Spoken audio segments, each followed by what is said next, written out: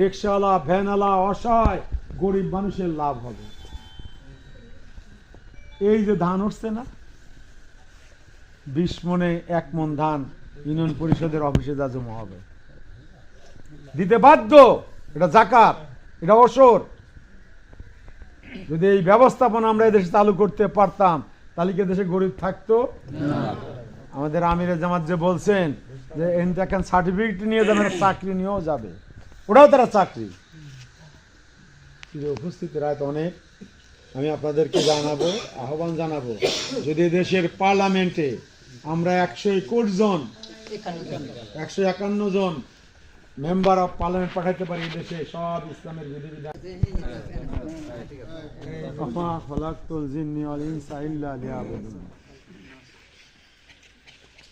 বাসপাড়া ইউনিয়নের 5 নং ওয়ার্ড কর্তৃক আয়োজিত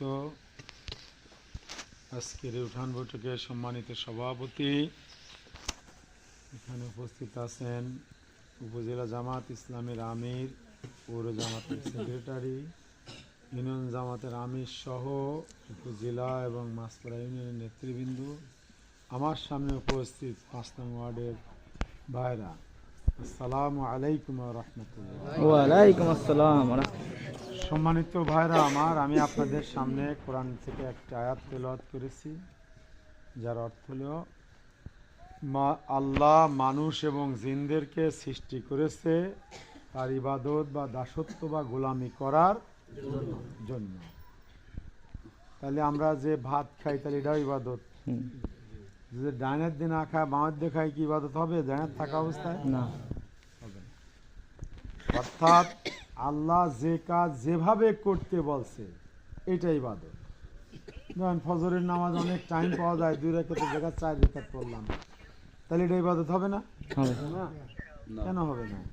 বিধান নাই, এটা বিধান নাই। আল্লাহ যেমন নামাজ পড়তে বলছে, এভাবে যাকাত আদায় করতে বলছে, বলে নাই? আমরা নামাজটা পড়ি, কিন্তু যাকাত কি আদায় করি?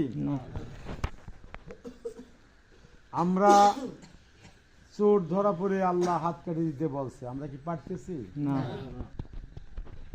আমরা বহুত বছর এই ওয়াজ চলছে দেশে, কিন্তু ওয়াজের বাস্তবায়ন কেন হয় নাই?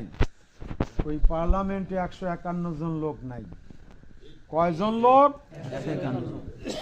যদি 151 জন লোক পাঠাতে পারেন, কাদিয়ানীদের কাফের করার জন্য সারা দুনিয়ার আলেমদেরকে বাংলাদেশে আসা দরকার নাই। আছে? না। যারা ক্ষমতায় আছে